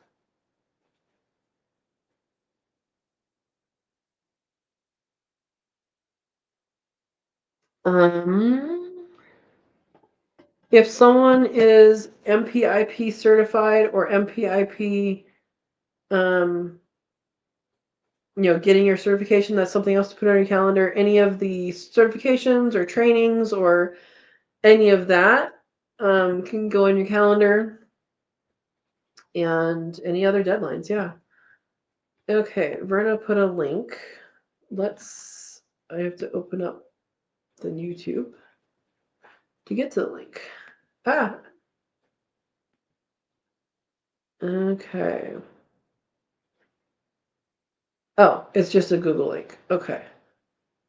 Tapping maple trees mid-January and mid-March. Okay. Well, if I put a reminder at the beginning of January, then that is the right time. Thank you. Thank you, thank you. Last day of school. Andy, I do not think of these things, but you are right. If you have kids or kids you're responsible for, your school calendar is a good thing to do. I saw that, Verna. Thank you. Thank you for that. Yeah. No, I need to order taps. I'll probably order from like somewhere in Vermont or something because I don't know. They know what they're doing. Put in a December reminder so you can remember to get the supplies. I actually have that on a list of things. I have that on a separate list. But yeah, good idea. Yeah. No, I just need to research a little bit more about like if there are different kinds of taps. I have no idea if there are, if they're all pretty much the same. You know, which one works the best or ones to stay away from. I don't know. I'm gonna guess they're all pretty much the same, but yeah. Tubing and 5-gallon jugs. So I have 5-gallon jugs or 5-gallon buckets. I have some of those because I got my last order with Azure Standard. I had uh, 10 buckets, so 10 food safe buckets, and so some of that's for stuff in the pantry, and some of that I had in my head for the syrup, and then some of that was it was either get 1 or get 10. So there we go. Now I have that. This is a calendar live, not a list live. Sorry, Sue. Apologies. Oh my gosh. With lids, yeah. I did get gamma lids because again, I find that I'm going to use gamma lids more often in the pantry. And so again, it was a thing you get a certain number in a box. And so I just went with it. Because as long as you're not using it for like hauling water or stuff like that where you don't need that gamma lid, you have, there's an extra lip on there. If it's, something that you're storing that's dry or something like that, then gamma lids, I think, work really, really well because easy to open, easy to close, fast to open and fast to close. No special tools needed. Yeah. Yeah. Andy says it takes what 5-gallon. Oh, how much is it reduced by? 5-gallon to 1 gallon is what you're guessing. I looked that up and I don't remember. I just know it's twice as much for the sugar maple. So I think it depends on how thick you want it to. But yeah, it's something ridiculous like that. I mean, not that that's ridiculous, but there are also some people who just use the the sap that comes out as is, and it's just a little sweet drink. I mean, it's not super sweet when it comes out of the tree. I have actually seen. No, I have tapped a tree. This is where I forget what I've done in my life. I have tapped a tree in Iowa at an event, and they were sugaring, and it was something that you could experience, and I did. And it was a hammer and a tap, and then we had a bucket underneath. That's what I recall. Okay. Sugar maple is typically 40 gallons of sap to 1 gallon of syrup. Okay. Well, it's twice as much for maple. I just know I have this giant maple out here and I haven't done it ever, so I might as well try. The lower the sugar content, the more sap is needed to make syrup. Because most of it's water. Okay. That makes sense. So should I start watering it with sugar water now? That's not how that works. Oh my gosh. Yeah, I would like to tap those and I think that'll be interesting. It'll be interesting either way, success, not success, partial success. It will work just to see it, see what happens, see how much it flows. I'm sure there's some years it's better than others, I'm sure. So yeah. Yeah. Well, guys, we have 5 minutes till our 8 o'clock mark. Is there anything else you guys want to talk about specifically? I know my goal is to talk about calendar stuff, so I think we've talked a lot about calendar stuff. Verna says there are other trees you can tap as well. Yes, you can tap birch. Maybe aspen. I don't remember if you can do aspen or not, but I know birch you can do. There's a whole bunch that you can do. I don't know. When I was thinking about this, I was focused on the maple and then happened to remember that you can do walnut. And then I did look up a list, and that was all I had decided to do this year. So I don't know. I don't remember if there was more on that list that I have here, or if there's just more on the list that I don't have here, because I don't have birch, as far as I know, unless it's like way up on the hill, which wouldn't really make sense. Yeah. Okay. Birch, walnut, sycamore, and hickory. I know I don't have sycamore. There might be somewhere along the river. And hickory, I don't believe that grows here either. I think that's a Midwestern nut, I believe. Oh. Well, Steve is playing my list is bigger than yours.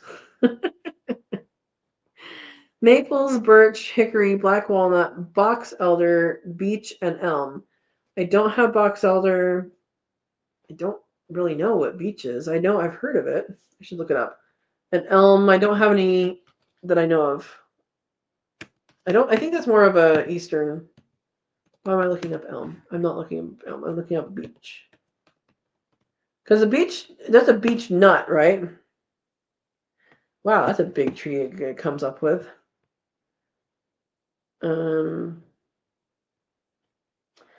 Yeah, I think that is nut. And timber, apparently.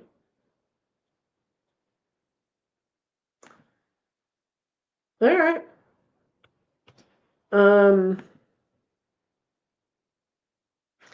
Yeah, the other thing is I don't have, as far as I've seen, I don't have a whole lot of old trees because this property was logged in 94, 95. So any old trees I find is going to be kind of off the path quite a ways, and I'm sure I will find them eventually if I do have them. But in general, the old trees have been cut down. So, yeah.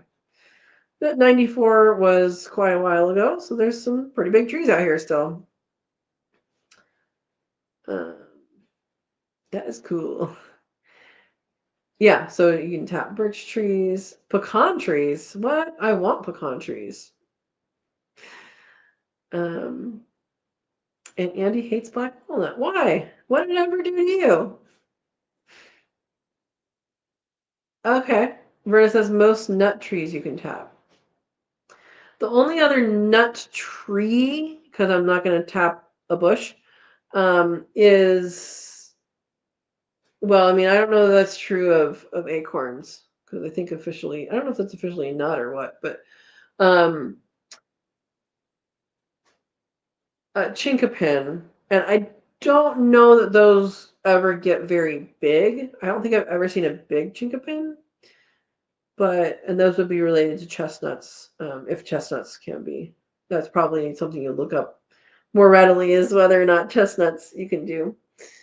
But yeah, I don't think I've ever seen a big one. I don't know. So anyway, I hope you guys had a fun time tonight. I had a good time talking about all the calendarizing. It's a new word I came up with, or maybe it's not. Yeah. Okay, Verna says as long as you can eat the nuts safely, you should be able to tap the trees. So it's probably eat them raw safely, right? Which you have to do a lot to the acorn to, well, you can eat them raw. I have to say that. You can eat them raw. Different oaks have different amounts of tannins in their acorns. So, a white oak versus a red oak versus a blue oak versus a, scrub oak versus a valley oak, or, all these different things. like for example, a valley oak, I can take a bite of the nut and really it's not very much tannins. A coast live oak, you take a bite of that, you're spitting it back out. So there is a whole range. It's not gonna, if you eat an acorn, it's not gonna kill you. You might not feel great, um, but it's better to leach that out. And hopefully next year is a good acorn year because I do want to make acorn flour and show you guys that process because I've done that a few times in the past. And that was before I had, yeah, that was all before I had a YouTube channel. So yeah. Acorn trees, oak, don't have sufficient sap to make it worthwhile. Okay. Now we know. So anyway, I'm excited about figuring out all the different food things that are on this property. I'm sure I haven't found it all yet, and I'm sure it'll take a while to find all that. So I plan on learning everything out here. So there you go. Oh, Andy says black walnut grows. That what did it to me. Have you ever tried walking around a black walnut tree? You will slip and trip and fall of the tree and break car windows. They dent your shed. Oh my gosh. Oh my gosh. Well, I have two and they're out in the pasture, so hopefully it'll be minimal hurting there. Shutting down Google. Oh, Steve. All right, guys. I think I am ready to go see some rabbits because they have not been fed yet, which is fine. I know I did ask that, Steve, didn't I? What did it ever do to you? I did ask that question. Oh, there was more to Andy's thing. They taste like dirty feet smell and don't matter. Oh, bite into a shell, even from the store-bought black walnut items. Oh, well, keep with your English walnuts then. Oh my goodness. Yep. All right, guys. Well, I am going to log off here. Thank you guys for showing up and doing calendar things, or at least thinking about them. And they can, you can actually get things done on time and not be like, oh, wait, I was supposed to plant when what? Yeah. Oh my gosh, Andy has more. They broke her friend's glass greenhouse too. Wait, you put a greenhouse underneath a tree? Not you, your friend? Maybe that was the first mistake. Put the greenhouse away from trees.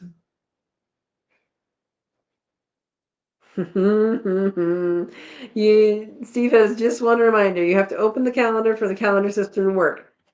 Or you put it in here and it will beep at you or give you an alarm. Yes, you are correct. Thank you. All right, guys. Thanks for coming. Tomorrow's video is about the bomb cyclone, and not the next day, Turkey Day. Thursday's video is going to be planting garlic. And Sunday, I'll be on the Urban Gardener's channel on a roundtable discussion. I'll be on at 11:30. I think he starts at 11. So yeah. And Andy says my son had the same car window get broken 3 times in 1 year, not from the same tree either. Oh my goodness! I think the trees are out to get you. All right. I will see you guys. There's more to the story? Oh my gosh. I told her it would happen. And she said, no, it will not. Yeah. Yeah, you have experience. All right. I'm saying good night. I will see you guys. Oh, yes. Verna's live is Saturday. Aaron's live is when it happens. Oh my gosh. Awesome. And Matt's live is Saturday as well. And Yeah. So I'll be on Sunday, and then Monday we'll be back here, 6 p.m. Pacific time. And we will see you when we see you, hopefully next week. All right. Thank you for watching and enjoy the evening. Good night, guys.